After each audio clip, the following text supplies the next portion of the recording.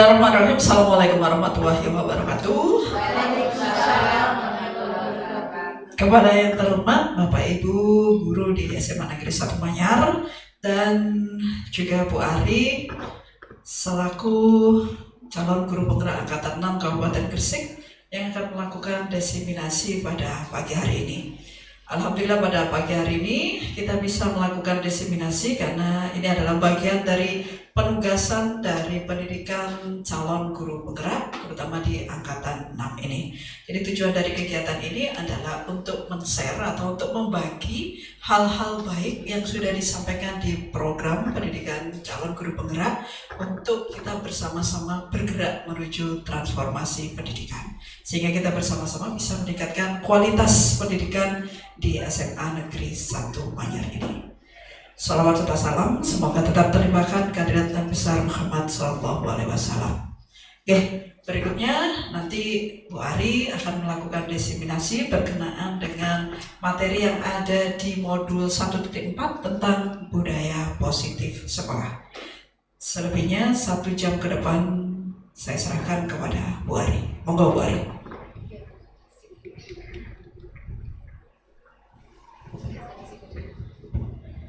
Oke, terima kasih Bu Nuwab. Assalamualaikum warahmatullahi wabarakatuh. Pertama-tama marilah kita panjatkan puji syukur kehadirat Ilahi Robbi yang telah memberikan kita kenikmatan, yaitu kenikmatan berupa kesehatan, sehingga pada pagi hari ini kita bisa melakukan aktivitas dan menghadiri acara diseminasi di ruang perpustakaan. Kedua kalinya sholawat serta salam tak lupa kita sanjungkan keharibaan Nabi besar Muhammad SAW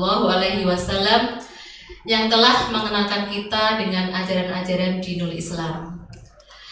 Ucapan terima kasih yang sangat banyak sekali kepada teman-teman atas kerawuhannya, kedatangannya, kelonggaran waktunya yang menghadiri acara diseminasi di ruang perpustakaan ini.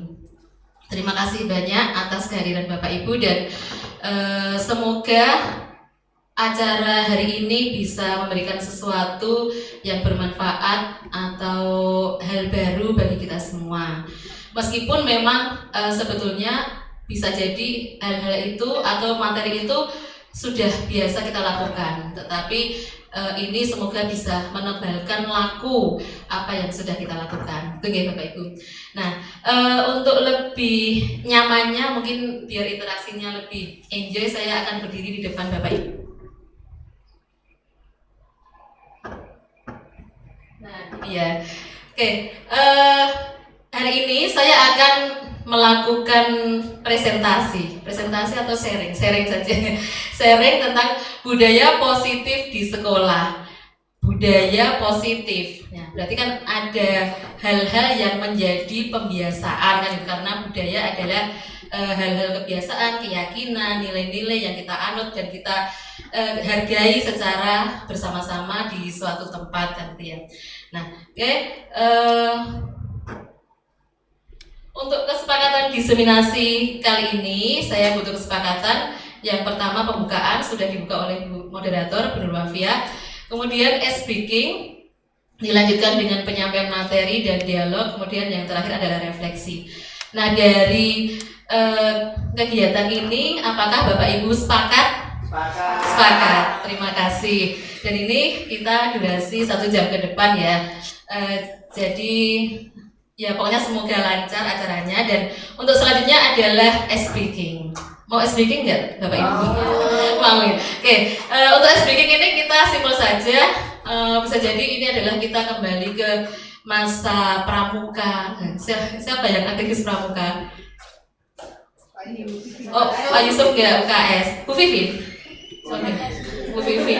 Oh, zaman SD. Jadi pramuka kan identik dengan tepuk-tepuk ya. Tapi sebetulnya tepuk itu kan ada unsur gerakan tangan, ada motorik gitu ya, gerakan motorik di mana itu bisa merelaksasi dan bisa membangkitkan mood kita gitu. Itu menurut saya. Coba kita coba apakah moodnya bisa bangkit apa tidak.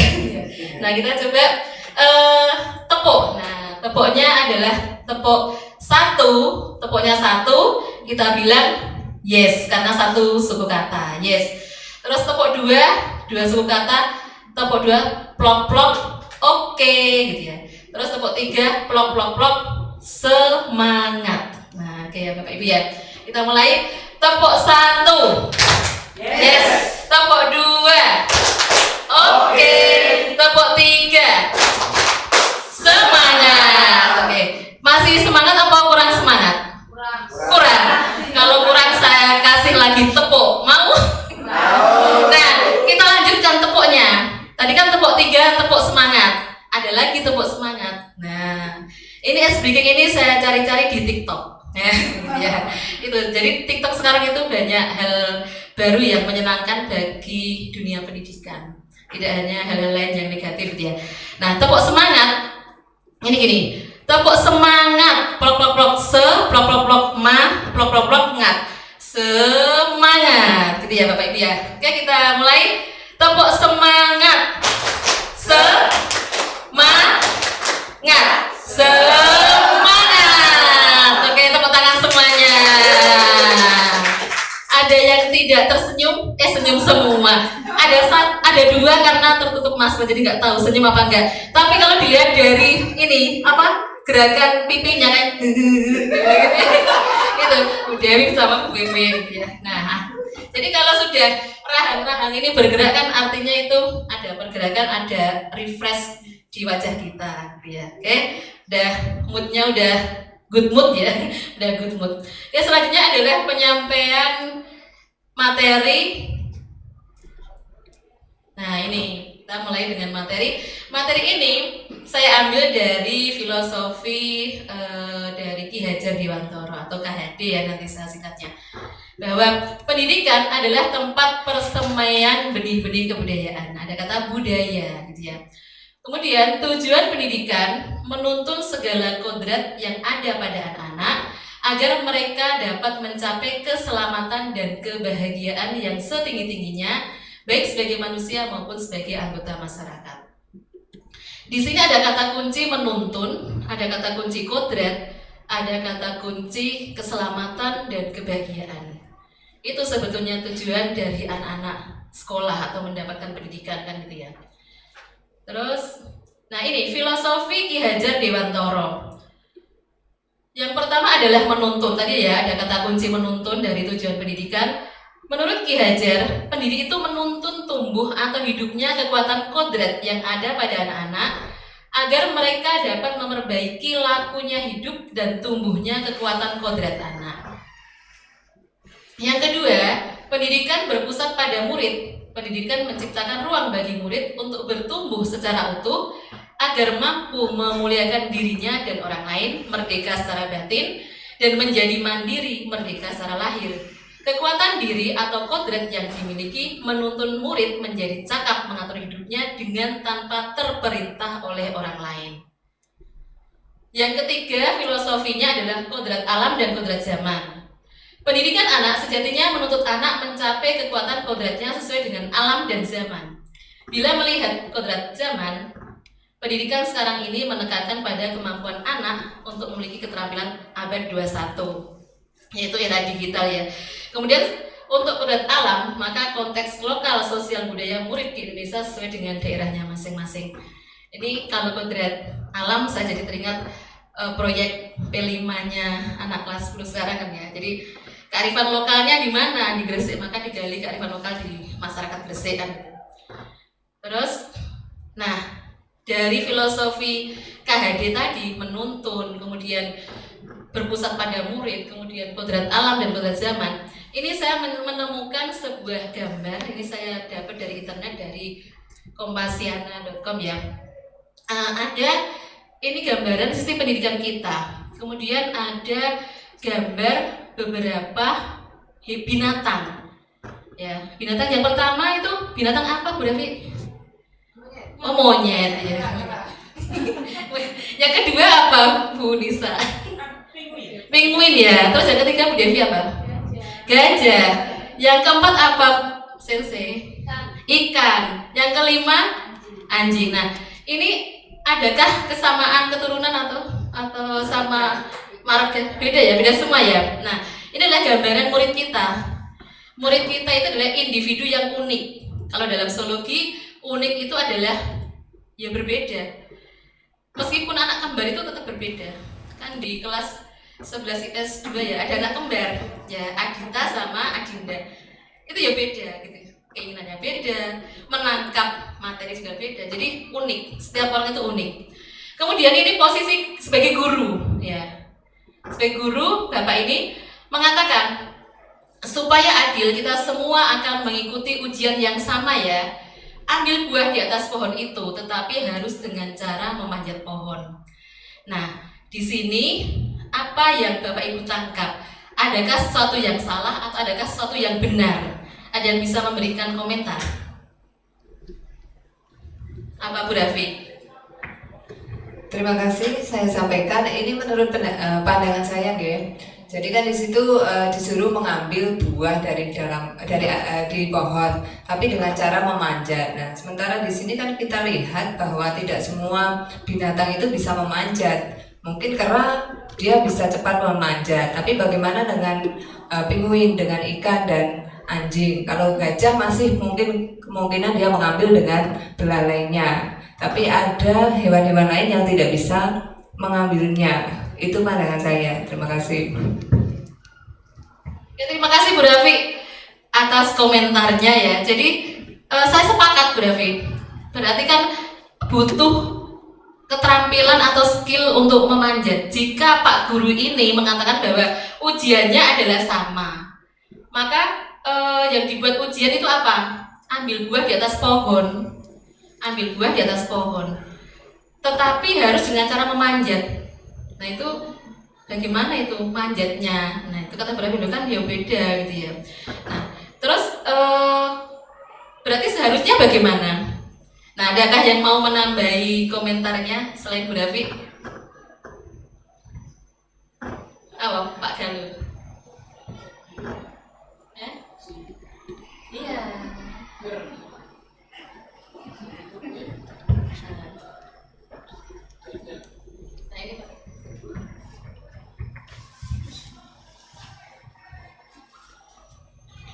Cek cek.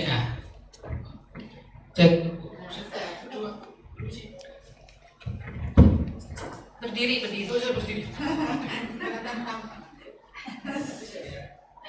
Ini untuk soal ini itu sebenarnya kan kita berbicara soal gaya belajar anak. Nah, artinya apa? Setiap anak itu memang punya bakat dan minat yang sangat berbeda. Cuma secara kapasitas intelektual cenderung sama. Nah, yang seperti yang divisualisasikan oleh ini itu menunjukkan bahwa setiap animal itu punya daya untuk naik ke atas sesuatu. Tapi pertanyaannya, objeknya kan yang berbeda. Nah, jika ditarik di dalam sistem pembelajaran adalah, saya ambil contoh gini, semua orang bisa untuk matematika, semua orang bisa untuk menghitung. Tapi ada hal yang lain yang perlu diperhatikan, yaitu soal gaya belajar dan soal kesulitan belajar. Jadi itu. Nah, terima kasih ya. Oke, terima kasih Pak Galuh. Ada ya tepuk tangan untuk Pak Galuh dan semuanya. Ada kata kunci yang saya tangkap yaitu tentang gaya belajar. Nah, itu sudah menemukan gaya belajar bahwa kalau dari Bu Rafi bahwa individu itu berbeda, masing-masing kan berbeda. Dan ternyata perbedaan ini salah satunya adalah gaya belajar. Nah, gaya belajar ini memang diolah sama BK ya, bahwa gaya belajar murid itu kalau secara umum ada 3. Nah, ini spill materi baru ya. Materinya ini nanti ada lagi materi pembelajaran berdiferensiasi. Ini juga masuk dalam kurikulum Merdeka sekarang ya, IKM. Jadi ketika gaya belajar anak berbeda, ya maka prosesnya kan berbeda. Nah itu ya. Materinya sama, ambil buah di atas pohon. Tetapi kenapa caranya harus dengan memanjat? Nah itu yang perlu dipertanyakan. Karena individu itu beda, kemudian gaya belajarnya beda, kesulitan belajarnya beda, kesiapan belajarnya beda, minat belajarnya beda. Itu yang saya pun masih introspeksi diri untuk menuju ke pembelajaran berdiferensiasi, bahwa bagaimana sih cara membackup semua anak dengan karakter masing-masing, dengan pribadi yang unik, dengan gaya belajar yang berbeda. Kita proses menuju ke situ, ya Pak ya. Oke. Terima kasih atas komentarnya Bu Davi dan Pak Galo dan semuanya. Nah, akhirnya saya membuat kalimat adilkah, kan gitu ya. Ini saya tambah adilkah. Terus saya memberikan sebuah masukan, mengajar itu ternyata butuh strategi, butuh teknik dan butuh seni, gitu ya. Jadi tidak terkadang memang keseragaman itu perlu. Oke, keseragaman dalam hal materi, karena itu kompetensi atau CP, ATP kan itu ya seragam kan ya. Tetapi ketika sudah masuk ke ranah proses atau kegiatan inti kan kita harus melihat di lapangan seperti apa murid kita gitu ya. Kemudian kalau sudah sampai ke tahap produk, nah itu kan juga berbeda. Bagaimana anak ini bisa memanjat pohon, caranya gimana gitu. Berarti ada cara-cara yang harus kita tembus. Seninya kita mengajar bagaimana mengantarkan anak dengan berbagai latar belakang yang berbeda tetapi bisa mencapai pada kompetensi itu. Oke. Terus kita lanjutkan. Nah, ini masih menurut filosofi KHD bahwa guru itu ibarat seperti petani. Anak-anak itu seperti biji tumbuhan yang disemai dan ditanam oleh Pak Tani atau Pak Tukang Kebun di lahan yang telah disediakan. Anak-anak itu bagaikan bulir-bulir jagung yang ditanam. Bila biji jagung ditempatkan di tanah yang subur dengan mendapatkan sinar matahari dan pengairan yang baik, maka meskipun biji jagung adalah bibit jagung yang kurang baik atau kurang berkualitas, dapat tumbuh dengan baik karena perhatian dan perawatan dari Pak Tani. Demikian sebaliknya, meskipun biji jagung itu disemai adalah bibit berkualitas baik, namun tumbuh di lahan yang gersang dan tidak mendapatkan pengairan dan cahaya matahari, serta tangan dingin Pak Tani, maka biji jagung itu mungkin tumbuh namun tidak akan optimal. Kita sering mengatakan bahwa inputnya bagus, inputnya kurang, zonasi dan sebagainya kan gitu ya. Itu kan berarti bibit. Nah, ternyata menurut KHD tidak masalah itu. Yang penting adalah di prosesnya. Ketika ramutannya, kalau bahasa orang Jawa itu ramutannya ya. Kalau ramutannya baik, insya Allah hasilnya baik. Kalau menurut Kiai Haji Maimun Zubair ya dari Sarang Rembang itu gini, mengajar itu ya mengajar buat metode dan sebagainya. Mengenai anak itu menjadi tahu dan cerdas itu urusannya Allah gitu kan. Saya itu masih ingat ya. Oh berarti guru ya hanya berusaha saja kan gitu ya. Nah ini berarti seperti hanya KHD, kita itu ngeramutnya, disuruh ngeramut yang benar dan bagaimana memberikan sesuatu atau asupan kepada anak didik kita. Bagaimana pengairannya, bagaimana sinar mataharinya, dan lahannya yang tumbuh subur kan gitu ya. Kayak itu. Terus, nah satu lagi ini yang terkenal trilogi pendidikan KHD, yaitu Semboyan ing Ngarsa Song Tulado, ing Madya Mangun Karso dan Tuturi Handayani. Ing Ngarsa Song Tulado itu gimana ya artinya? Nah, Bu Wiwi di depan mampu memberikan contoh. Ya, kita kalau di upacara siap gerak, kan guru ya siap gitu. Itu berarti di depan memberi contoh. Jadi, apapun aktivitas guru itu direkam oleh anak-anak. Ya, apapun yang kita lakukan itu dilihat oleh anak-anak. Termasuk kalau mulai dari pintu gerbang guru terlambat, kenapa gurunya terlambat itu.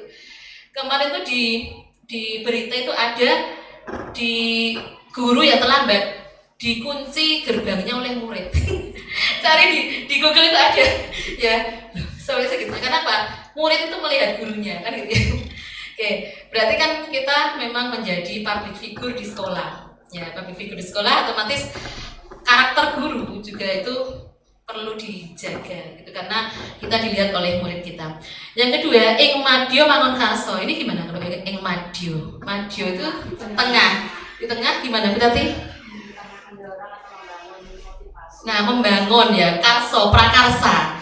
Di tengah membangun prakarsa. Jadi kayak kalau saya lihat gambarannya kemarin itu kayak Bu Lulus sama Pak Nur Rahman itu ing Madya Mangun Karso. Ketika anak-anak ini apa namanya itu melakukan sebuah teatrikal itu kan spontanitas di luar skenario. Ayo nak.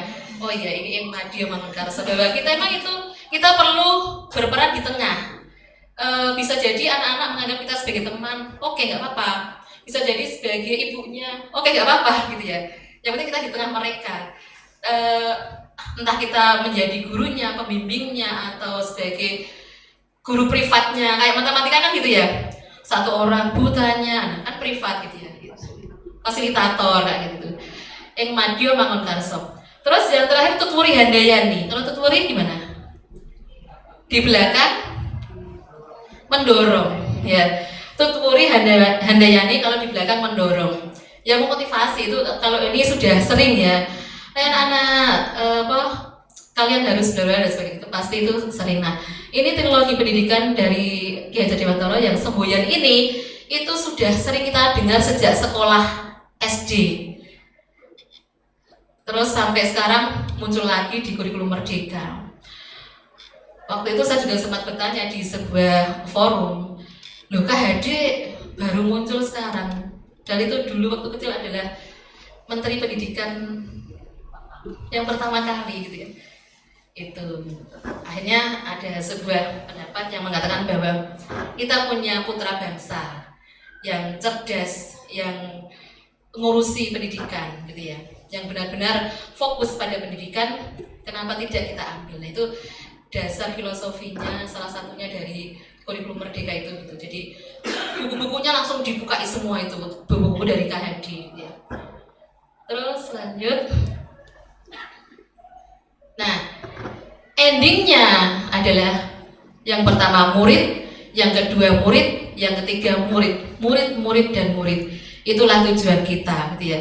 Jadi kita mulai dari pagi sampai sore di sekolah ngapain? Ya untuk murid, untuk mereka, gitu ya.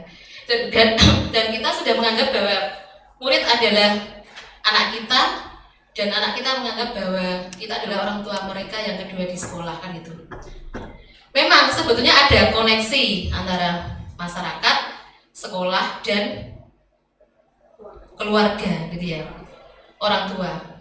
Nah, ketika di sekolah berarti kan tanggung jawab sekolah. Ketika di keluarga, tanggung jawab keluarga, tetapi tetap dikaitkan dengan sekolah. Terus di masyarakat, ya tetap dikaitkan dengan sekolah. Jadi sekolah itu keterkaitannya itu ada 3 itu koneksinya. Itu kita dapat dari itu Prof di Thailand itu ya, ada koneksi antara masyarakat, sekolah, dan keluarga. Itu nggak bisa dipecah gitu ya. Oke. Terus untuk mengembangkan pendidikan karakter, salah satunya dikembangkan budaya positif di lingkungan sekolah. Budaya positif yang dikembangkan di sekolah berisi kebiasaan yang disepakati bersama untuk dijalankan dalam waktu yang lama. Jika kebiasaan positif ini sudah membudaya, maka nilai-nilai karakter yang diharapkan akan terbentuk pada diri murid. Nah, ini hubungannya dengan budaya positif gitu ya. Kemudian bagaimana sih penerapan budaya positifnya?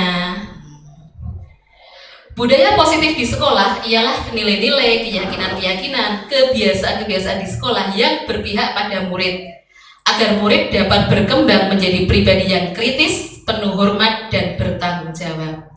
Nah, sekarang permainan. Ini ada permainan.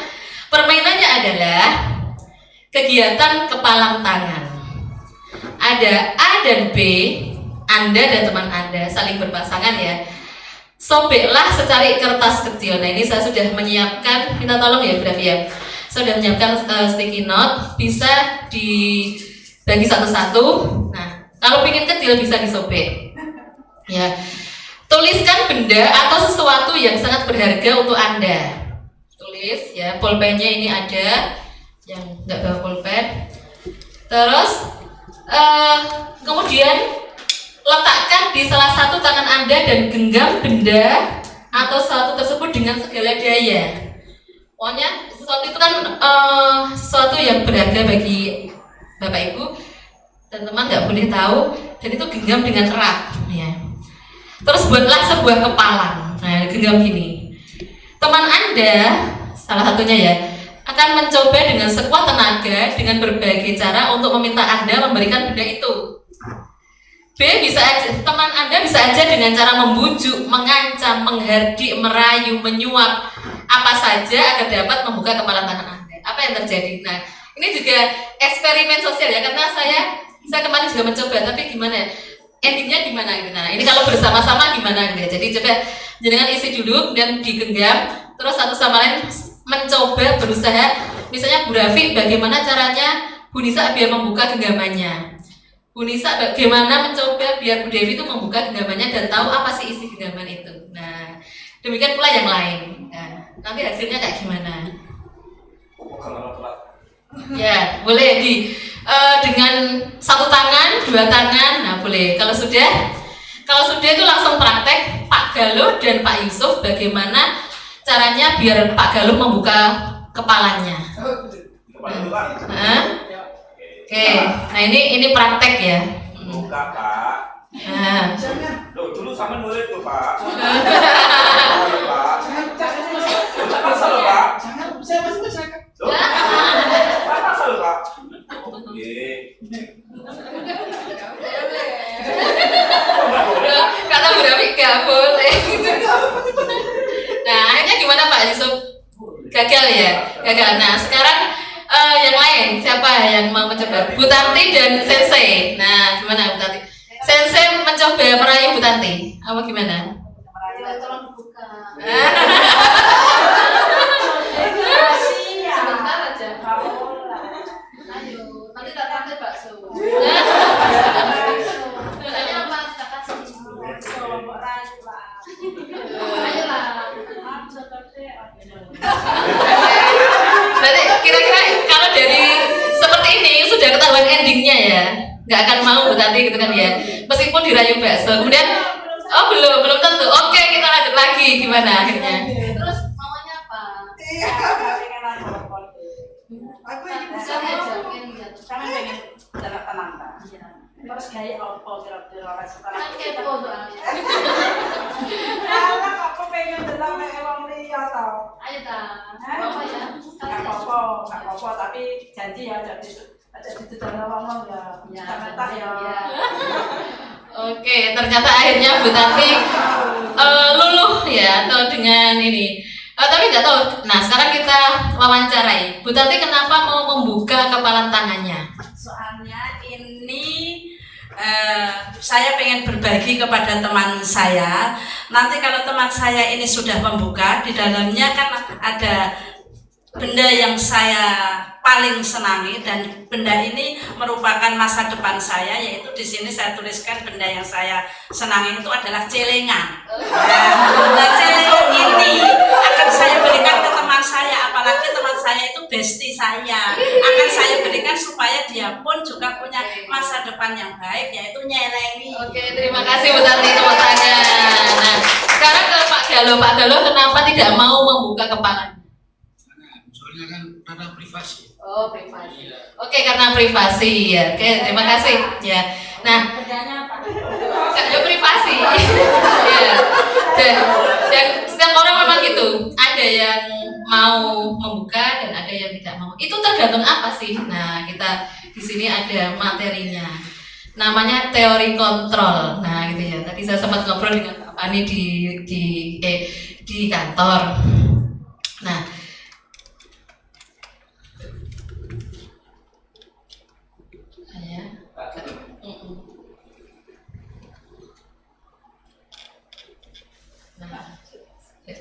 kelewatan. Nah ini garis besarnya adalah disiplin positif. Ya disiplin positif di situ. Nah itu ada teori kontrol. Nah ini yang dikenalkan dalam kurikulum Merdeka atau di modul guru penggerak bahwa ada seorang yang bernama William Glasser. Ya itu ada choice theory, teori pilihan atau teori kontrol, di mana Anda tidak bisa mengontrol orang lain, hanya Anda yang bisa mengontrol diri Anda. Ketika Pak Galuh itu tidak mau membuka karena Pak Galuh punya kontrol diri, punya pengendalian diri. Aku nggak mau. Ketika Bu Tanti mau membuka karena Bu Tantinya sendiri mau membuka, ya bukan karena rayuannya Sensei, tapi Bu Tanti itu mau men-sharing apa yang dia miliki. Nah itu kan berarti ada teori kontrol di situ. Nah akhirnya itu nanti menjadi sebuah disiplin. Nah disiplin itu apa? Belajar kontrol diri dengan menggali potensi kita agar tercapai tujuan mulia, yaitu sesuatu menjadi seseorang yang kita inginkan berdasarkan nilai-nilai yang kita hargai. Nah itu nanti lari kepada motivasi bahwa seseorang itu atau kita berperilaku itu punya tujuan. Tujuannya adalah ada teori motivasi, di mana teori motivasi ini yang pertama kita berperilaku itu untuk menghindari hukuman. Nah beberapa anak-anak yang murid kita gitu ya, itu melakukan satu perilaku biar tidak dihukum gimana? Mengerjakan tugas, yang penting nugas, nah ya, biar tidak dihukum. Nah itu berarti kategorinya adalah teori motivasi dari motivasi ekstrinsik dari luar, biar nggak dihukum kan ya. Yang kedua, untuk mendapatkan imbalan. Kalau saya nugas, saya akan dapat hadiah, nah misalnya gitu ya. Saya akan dapat pujian dari guru saya. Kamu bagus, kamu pintar kan gitu. Nah beberapa anak-anak itu gitu, terbukti dari ketika misalnya kita anak-anak tolong bantu saya, bantu Mbak Rita. Ya Bu, nomor absen 1 loh. Kenapa nomor absen 1? Ya Bu, itu tujuannya adalah memantik kita bahwa saya loh nomor ini Bu, saya membantu Ibu, saya tolong dikasih perhatian kan gitu ya. Itu berarti anak ini posisinya masih mendapatkan imbalan. Kemudian itu motivasi ekstrinsik, sehingga anak-anak ini ada sesuatu yang mendorong tapi dari luar, belum dari dalamnya. Nah, ketika motivasi intrinsik itu dia sudah tahap menghargai diri sendiri. Kayak kita sebagai guru, kenapa sih kita itu mengajar tepat waktu? Kenapa sih kita itu setiap hari datang ke sekolah? Apa karena takut oleh kepala sekolah? Tidak kan? Tidak ya kok pelan ya? tidak kan gitu. Apakah karena kenapa sih kita? Nah kewajiban kan gitu ya. Ada lagi selain kewajiban apa? Tugas, tanggung jawab itu loh. Karena tanggung jawab mau di sekolah ada siapa dia, mau ada kurikulum, mau nggak ada kurikulum, mau ada yang piket, mau nggak piket, saya jam sekian di kelas ini. Itu berarti kita sudah di posisi menghargai diri sendiri. Itu artinya motivasi kita adalah motivasi intrinsik dari dalam, dan ternyata survei membuktikan bahwa ketika motivasi intrinsik itu sudah kita punyai, 80% perilaku kita itu kita yang mengontrol diri kita sendiri. Itu tidak orang-orang mau mempengaruhi kita, nggak bisa, karena kita sudah disiplin. Nah disitulah kata disiplin muncul. Istilahnya kalau dalam bahasa Arab apa ya, istiqomah ya, istiqomah. Apapun yang terjadi, Bu Tati akan tetap datang jam 6 setengah 6 malah ya. Nah itu berarti sudah terbentuk kedisiplinan. Seperti hanya Pak Yusuf, apapun yang terjadi, kalau ada sound rusak, Pak Yusuf. Ini tadi Bu, apa benda yang disukai si Rosa? Apa? Kamu ya? Ternyata taspennya sangat. Taspennya itu. Jadi itu sudah terbentuk perilaku. Bukan karena Pak Yusuf, bukan masalah sebagai apa atau siapa, ada siapa gitu. Tapi itu fokusnya, tugasnya di situ ya sudah gitu. Itu berarti sudah motivasi intrinsik. Saya yakin teman-teman guru semua itu sudah di posisi ini karena pembelajaran kan sudah tercapai, sudah berjalan secara kuantitas ya. Kalau secara kualitas kan tergantung hasil belajar masing-masing kan gitu. Kemudian ada lagi bahwa pada saat kita melakukan kedisiplinan, kita sudah terbentuk diri ini, perilaku ini. Nah, perilaku itu nanti harus beracuan atau berdasarkan nilai-nilai yang dihargai. Misalnya kayak Bu Tanti. Nah, Bu Tanti lagi. Kan kenapa sih Bu Tanti kok datang jam 6 padahal masuknya jam 6.45 kan itu. Bu Tanti itu ada nilai-nilai keyakinan dalam dirinya, misalnya apa ya Bu Tanti? Memberikan role model pada anak piket. Oh berarti itu apa? Contoh ya, contoh. Nah itu berarti yang diyakini Bu Tanti adalah bahwa saya itu harus mencontohi anak-anak. Nah itu, nah akan berbeda dengan saya, dengan Bu Raffi kan beda. Ya itu tergantung keyakinan. Tapi keyakinan ini adalah kesepakatan bersama bahwa ada kedatangan jam, ada ketertiban, ada jam masuk kelas, ada pembiasaan. Itu tetap kita ikuti semuanya dan kita sepakat. Dan kita tidak terlambat di situ gitu ya. Dan ketidakterlambatan kita bukan karena siapa, tapi karena tanggung jawab kita. Tadi kata Pak Yusuf. Iya. Nah dari situ itu nanti akan muncul ke bawah di tahap keyakinan kelas. Anak-anak juga bisa. Anak-anak biar tidak terlambat bagaimana caranya? Bukan karena pintu gerbang ditutup, Bukan karena ada satpam, bukan karena ada katakanlah kesiswaan kan gitu ya. Tapi anak-anak itu ya memang karena dia sekolah maka dia harus berangkat jam sekian. Itu di tahap yang terakhir adalah motivasi intrinsik pembentukan keyakinan kelas. Ini yang saya tangkap dari teorinya William Glasser ya. Kemudian berlanjut ke sebelahnya, yaitu nanti ada bahwa bagaimana posisi kontrol kita. Karena di sekolah adalah guru dan murid, maka guru adalah sebagai posisi yang apakah sebagai penghukum atau pembuat rasa bersalah atau teman, pemantau atau manajer. Dan nanti ada istilahnya pengenalan dari sebuah perubahan dalam menangani suatu masalah dengan cara segitiga restitusi.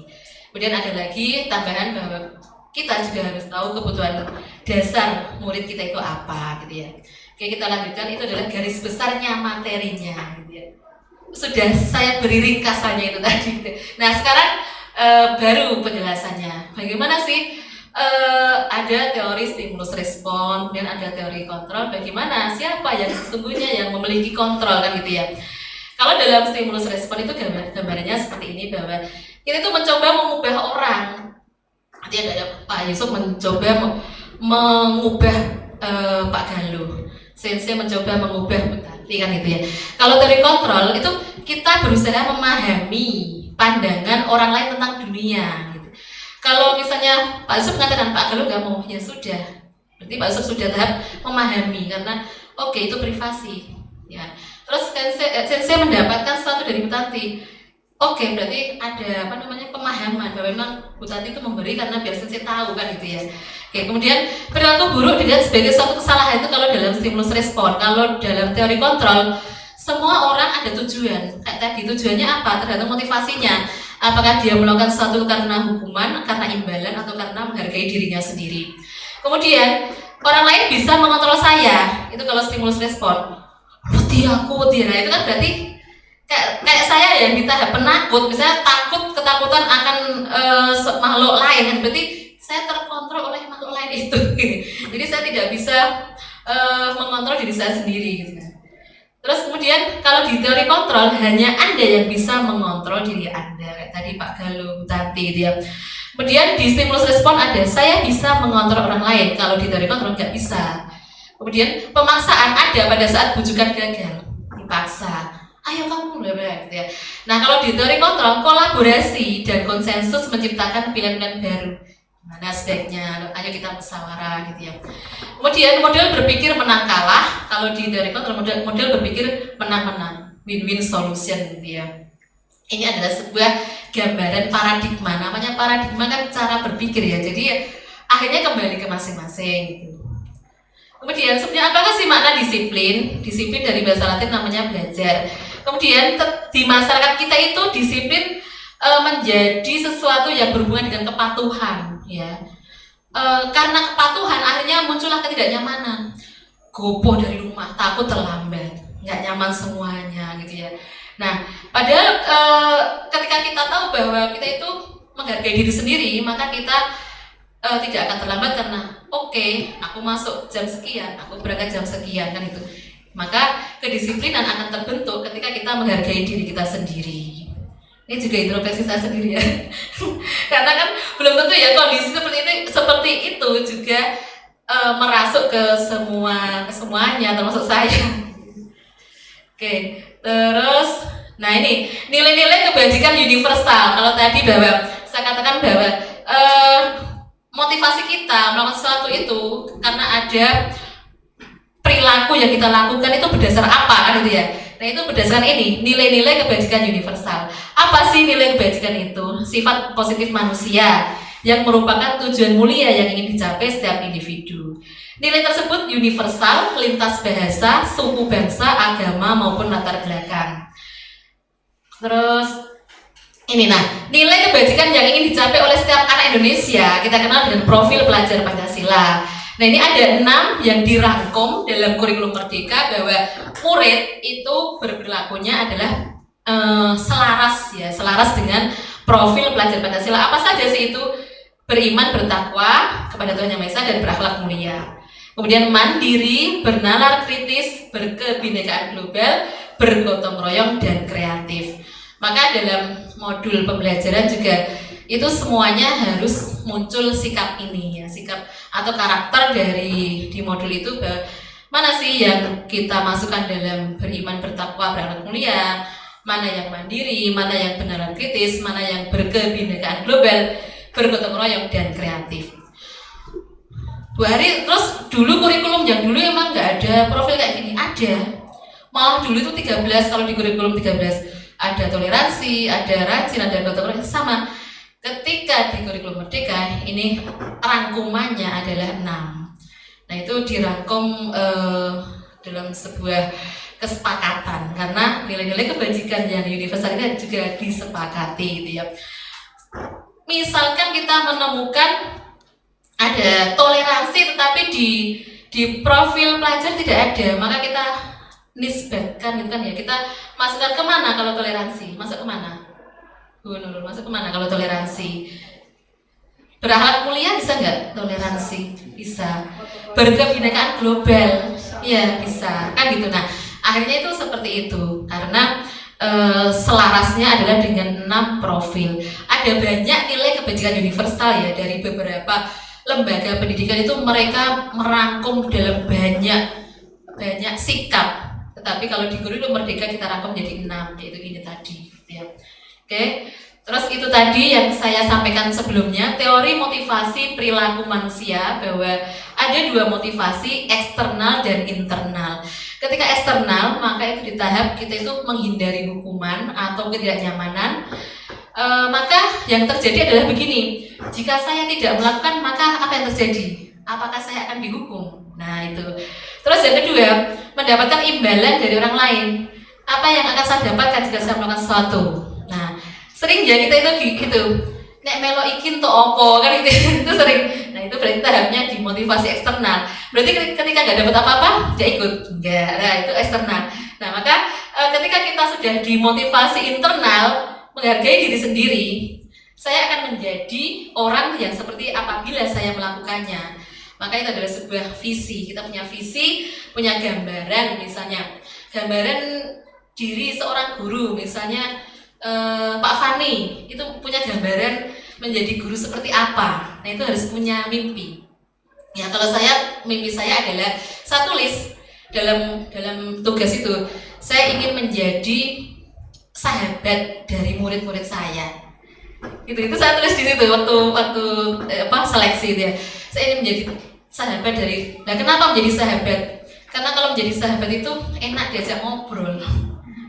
Kalau menjadi orang tua kan ada jarak. Kalau menjadi sahabat itu bisa ngobrol dengan enak. Saya tuh pengen. Saya juga melihat banyak teman-teman guru di sini yang akrab dengan murid gitu ya. Dan situ saya senang melihat interaksi yang seperti itu, nggak ada jarak. Tetapi ternyata menjadi sahabat murid itu juga ada masalah. Nah itu nanti di belakang gitu ya. Bahwa ternyata posisi kita itu terkadang perlu kita introspeksi diri lagi gitu. Oke, terus lanjut lagi.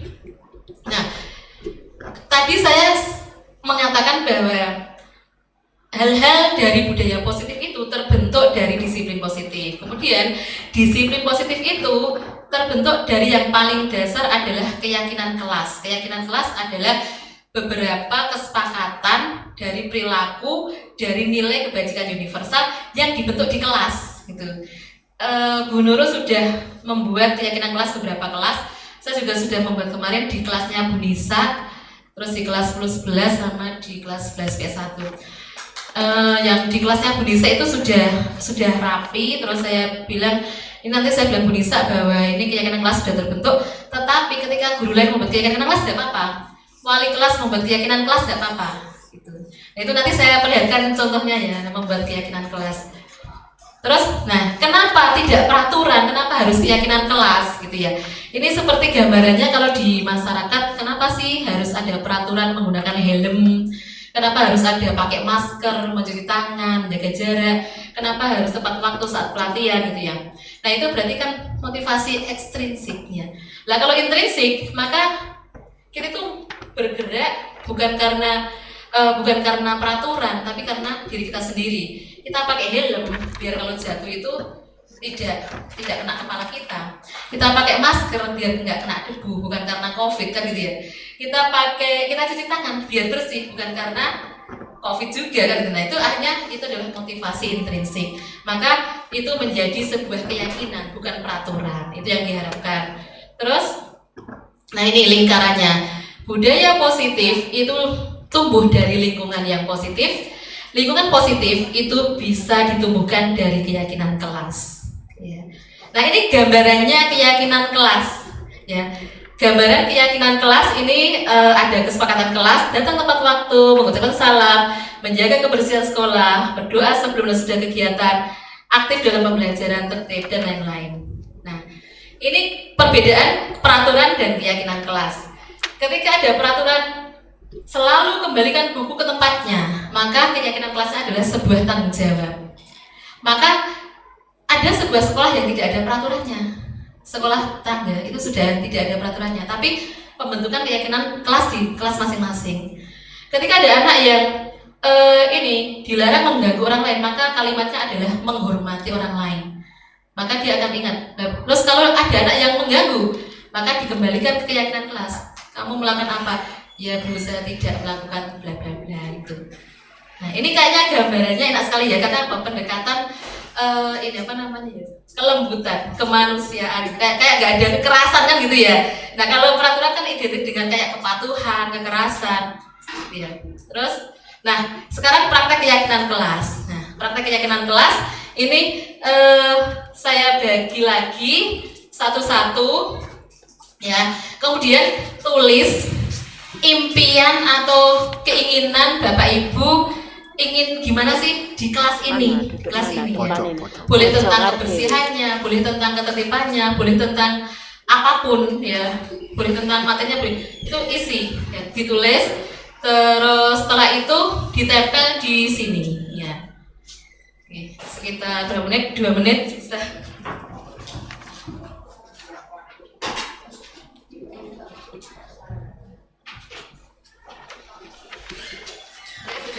Pulpennya? Tempel Bu. Ya ditempel. Mana saya tempel? Ditulis keinginan Bu Rafi di kelas ini tuh apa? Boleh tentang apapun, ya, tentang tadi saya bilang kebersihannya boleh, ketertibannya boleh, pertemanannya juga boleh, belajarnya juga boleh. Kalau sudah ditempel di situ ya. Oke.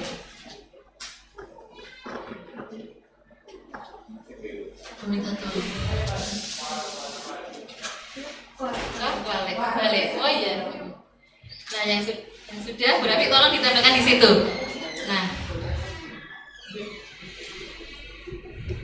Nah, kemudian yang kita tulis yang Bapak Ibu tulis di sini itu adalah impian kan ya, impian atau keinginan.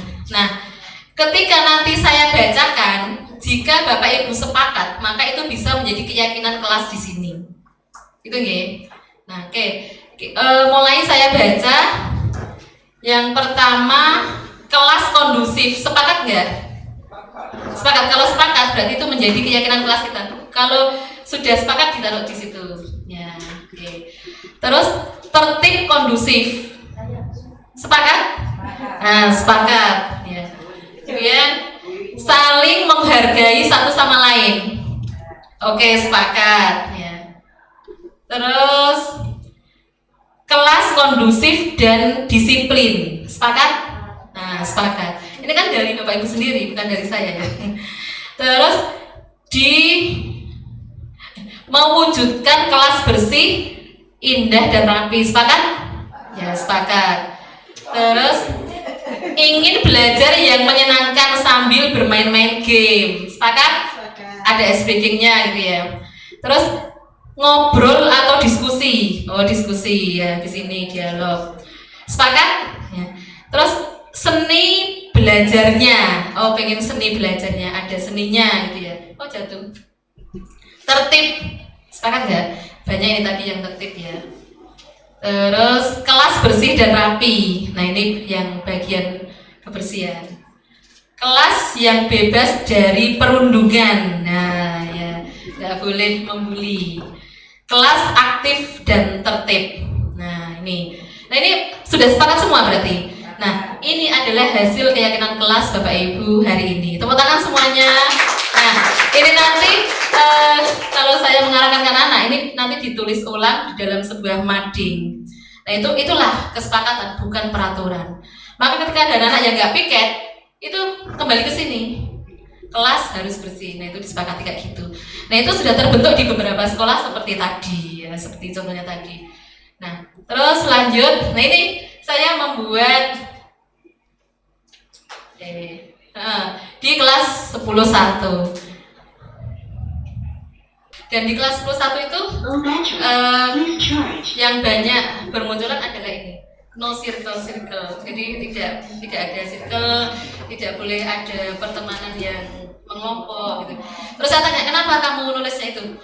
Karena saya butuh teman, saya ingin berteman dengan semuanya. Nah itu muncul dari anak-anak sendiri, dan kita kan bukan dari ide kita ya. Tetapi kalau peraturan kan dari sekolah. Satu, harap datang benar-benar. Nah ketika ide itu datang dari anak-anak, maka itu mereka akan enjoy, tidak terbebani.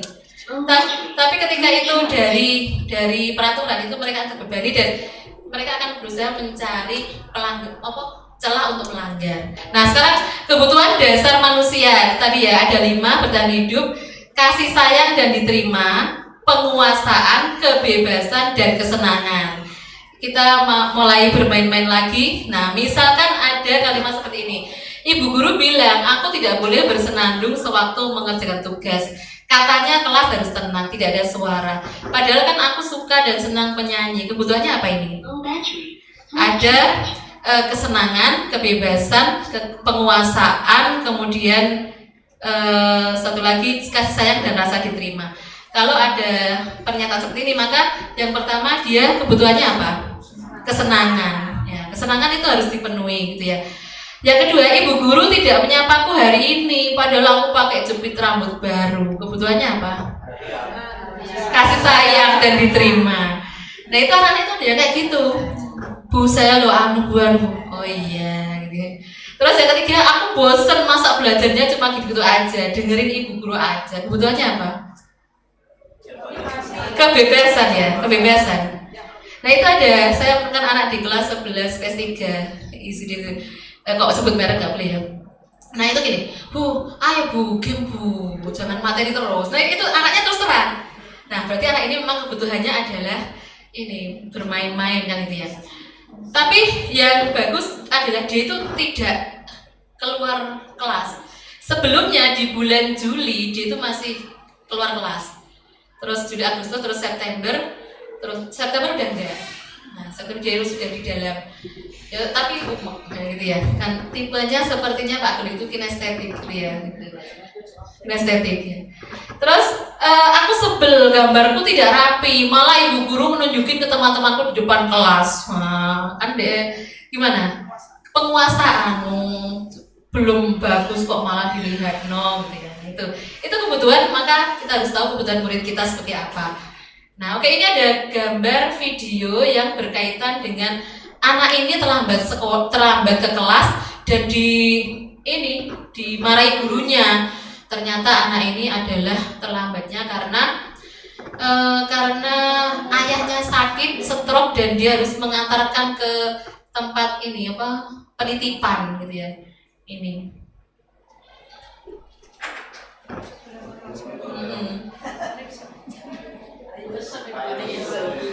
Itu yang anak kecil tadi akhirnya dilihat oleh gurunya. Ternyata dilihat di jalan loh.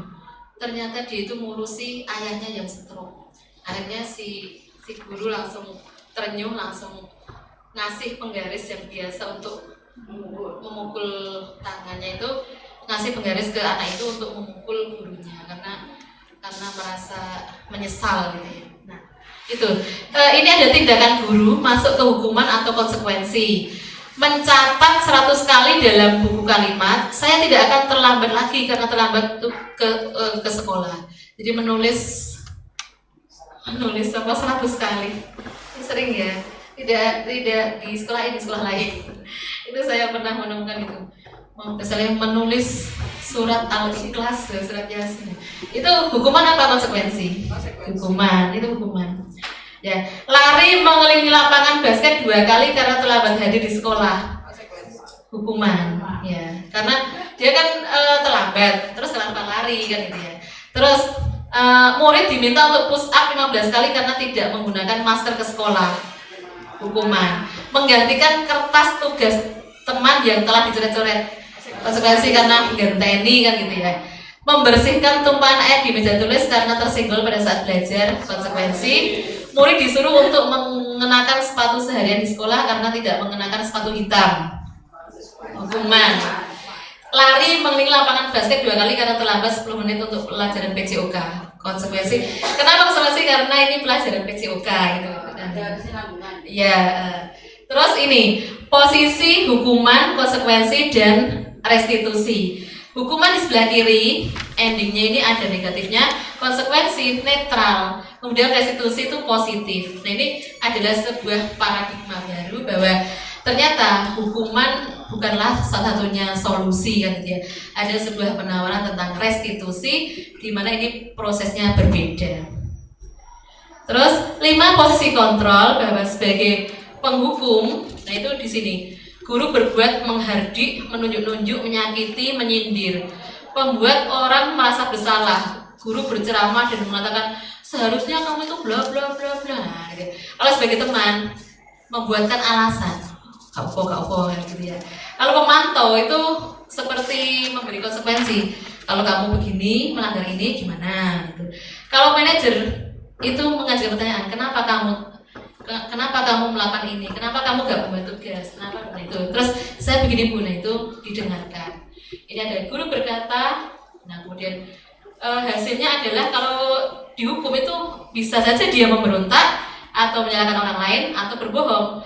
Kalau pembuat rasa bersalah, dia akan menyembunyikan atau berbohong juga. Terus kalau sebagai teman, ketergantungan tadi saya bilang yang mimpi saya itu sebagai teman di ini apa namanya di anak-anak, ternyata sebagai teman itu ada ketergantungan ya. Terus kalau kita lanjut lagi, pernyataan saya kecewa sama kamu itu adalah pembuat rasa bersalah. Kamu tidak pernah merasa benar itu penghukum. Ayolah lawan demi bapak ibu itu teman. Apakah kamu mau mendapatkan stiker bintang hari ini itu sebagai pemantau, dan bagaimana kamu bisa menyelesaikan itu sebagai manajer, dan kamu selalu yang paling terakhir itu penghukum ya. Nah, ini ada video juga tentang 5 posisi kontrol kita lihat ya. Nah ini yang tadi saya tawarkan, apa sih itu restitusi? Restitusi adalah proses menciptakan kondisi bagi murid untuk memperbaiki kesalahan mereka sehingga mereka bisa kembali pada kelompok mereka dengan karakter yang lebih kuat ya. Terus ciri-cirinya adalah ini bukan menebus kesalahan, memperbaiki hubungan, tawaran bukan paksaan, dan lain-lain. Kemudian restitusi ini mengembalikan murid yang berbuat salah pada kelompoknya. Ada segitiga restitusi. Yang pertama adalah menstabilkan identitas, ya, kemudian validasi kebutuhan, dan yang terakhir menanyakan keyakinan. Nah, ini video saya.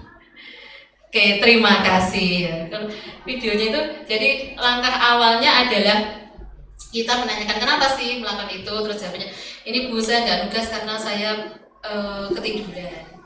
Nah berarti kan alasannya macam-macam, tergantung tadi seperti di filmnya tadi yang anak Turki, kenapa sih dia terlambat? Karena dia ngurusi orang tuanya yang sakit ini apa namanya stroke. Oke, nah sampai di sini ada pertanyaan Pak Fani?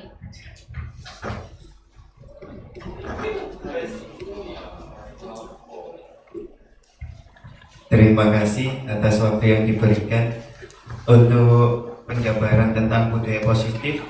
Yang saya tertarik pada teori kontrol. Berdiri Pak Man. Oke, terima kasih. Saya tertarik pada teori kontrol yang disampaikan oleh Bu Siti Mu'arifah. Saya bertanya, bagaimanakah tantangan yang dihadapi ketika kita mengaplikasikan teori kontrol itu sehingga menjadi capaian atau win-win solution dalam menciptakan budaya positif yang berada di lingkungan sekolah di zaman yang setelah pandemi ini? Terima kasih.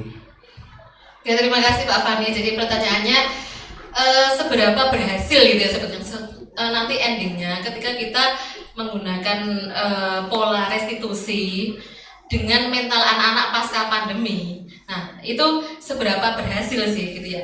Karena jika anak-anak dengan model segitiga restitusi ini praktek saya sama Helmar anak 10-10. Nah, ini kan kayak tidak ada unsur memarahi, tidak ada unsur kenapa sih kamu belum ada seperti enggak, ini hanya bertanya kenapa sih kamu tidak izin gitu ya ini. Terus ternyata Helmar setelah ditanya bagaimana setelah kamu melakukan restitusi dengan baik, saya sangat senang karena saya tidak dimarahi. Jawabannya itu gitu, dan saya malah dimotivasi. Nah, terus kasus kedua juga gitu, dia ngerpek gitu. Terus gimana? Saya senang dengan pemecahannya karena tidak dimarahi juga, dan saya malah diberikan motivasi, dan penyelesaiannya itu anak sendiri karena di sini adalah penyelesaian anak sendiri. Itu baru kasus-kasus yang sedikit ya, tetapi kan belum menyeluruh. Nah, di kurikulum Merdeka ini itu berusaha untuk bagaimana sih caranya menghindari kekerasan dan menghindari hukuman. Itu tapi namanya paradigma. Jadi nanti ya bisa kita lihat bagaimana proses ini setahun 2 tahun gitu kan ya. Hasilnya seperti apa pasti akan ada analisa-analisa. Nah, mengenai analisa tentang mental anak pasca pandemi kan memang agak-agak mereka generasi Z itu mentalnya adalah hidup di dua alam nyata dan alam maya. Maka memang perlu banyak ngobrol, diskusi atau sharing bagaimana sih sebenarnya apa yang mereka inginkan. Itu menurut saya sesuai dengan kebutuhan manusia. Oke, terima kasih Pak Fani. Ada lagi? Cukup ya, cukup karena waktunya sudah habis ini. Tempatnya gantian dengan Pak Bahrul. Oke, dari saya sampai di sini. Semoga nanti semoga nanti ketika ada materi yang harus di-sharing, apakah Bapak Ibu sepakat untuk mau menghadiri? Sepakat, nggih. Terima kasih banyak atas waktu, kesempatan dan kehadirannya. Semoga apa yang kita sampaikan bermanfaat dan memberikan keberkahan untuk kita semua, baik untuk sekolah, untuk diri sendiri, dan untuk keluarga, untuk anak kita semuanya. Seakhiri, wassalamualaikum warahmatullahi wabarakatuh. Ya, beri tepuk tangan yang luar biasa untuk Bu Ari. Jadi Bapak Ibu, yang disampaikan Bu Ari tadi adalah sebuah nilai-nilai baru. Sebenarnya bukan terlalu baru, tapi kita berusaha untuk membawa itu ke sekolah. Bagaimana caranya anak itu disiplin bukan karena dia menghindari hukuman atau karena ingin dipuji, tapi karena memang dari dalam dirinya dia ingin melakukan hal yang terbaik untuk dirinya. Jadi kadang-kala cara kita untuk mendisiplinkan anak mungkin suatu saat perlu dikaji lagi, sehingga ketika anak melakukan kesalahan dia tidak merasa sebagai pribadi yang gagal, tetapi dia sedang berusaha untuk memperbaiki dirinya. Oke. Apakah itu mudah? Tidak, semua butuh waktu, dan semoga ke depannya akan ada upaya-upaya baik yang menuju ke arah seperti yang disampaikan oleh Bu Ari. Jadi anak melakukan kebaikan karena memang dirinya ingin menjadi baik.